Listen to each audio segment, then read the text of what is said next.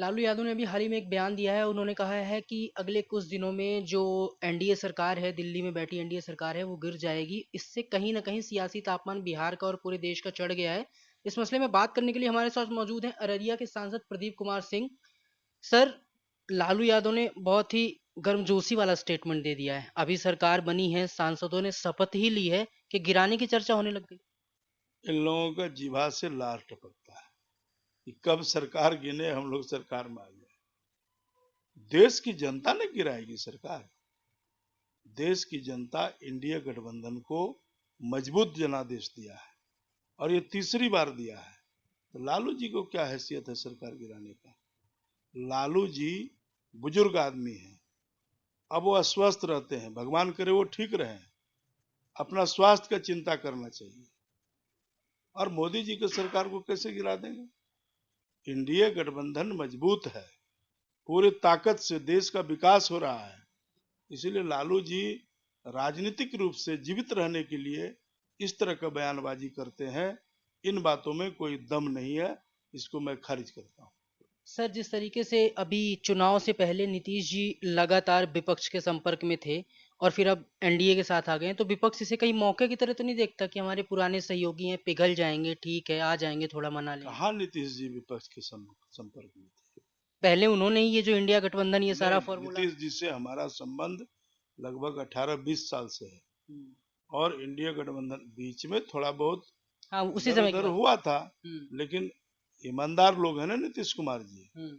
और प्रधानमंत्री मोदी जी भी ईमानदार लोग हैं। हम्म। तो जब दो ईमानदार साथ होंगे तो लंबा चलेगा। हम्म। तो नीतीश जी फिर छोड़ के क्यों आ गए?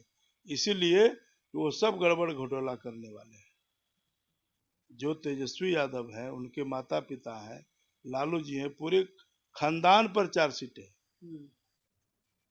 चारा घोटाला से लेके रेल में जब वो मंत्री थे तो जमीन के बदले नौकरी दिया था। हम्म। तो कई प्रकार का जांच है, पब्लिक जानती है।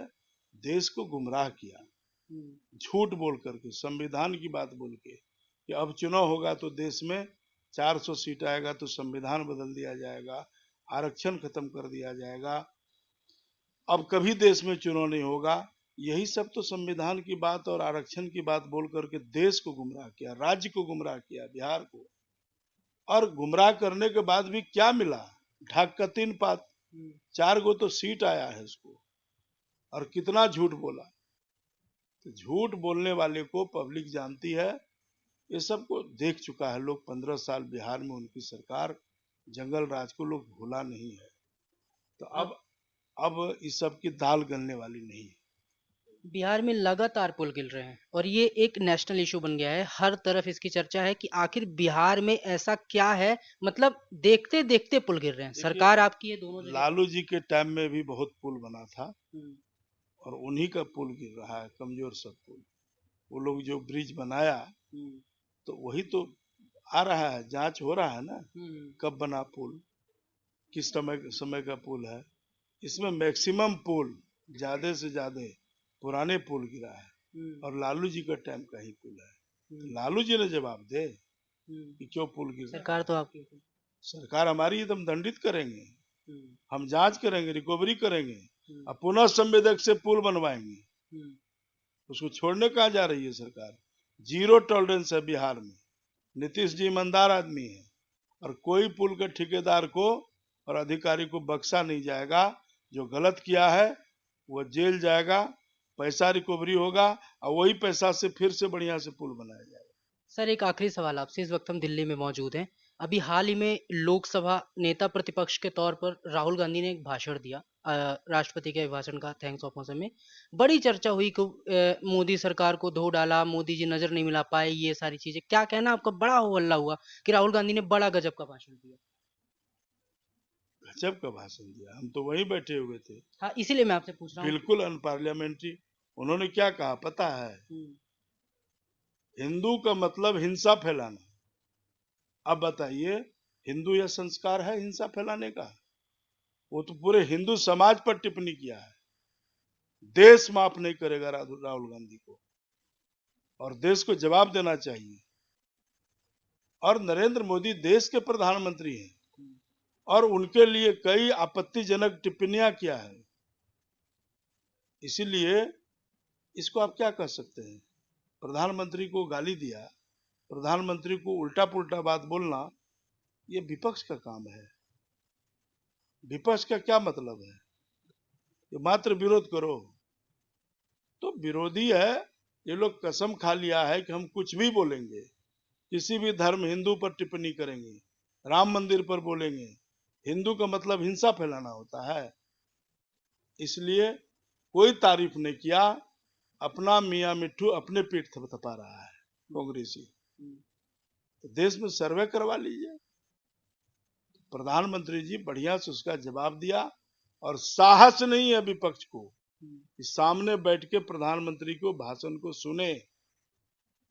जब प्रधानमंत्री, हम लोग सरकार, उनका भाषण को शालीनता पूर्वक हम लोग सुने, और प्रधानमंत्री जी जो कह रहे थे तो गलत परिपाटी का और परंपरा का शुरुआत किया है राहुल, और असंसदीय बात है। संसद देश का सबसे बड़ा पंचायत है, वहां तो डिबेट होना चाहिए। आपको भी अपनी बात रखने का अधिकार है, सरकार को भी अपनी बात कहने का अधिकार है।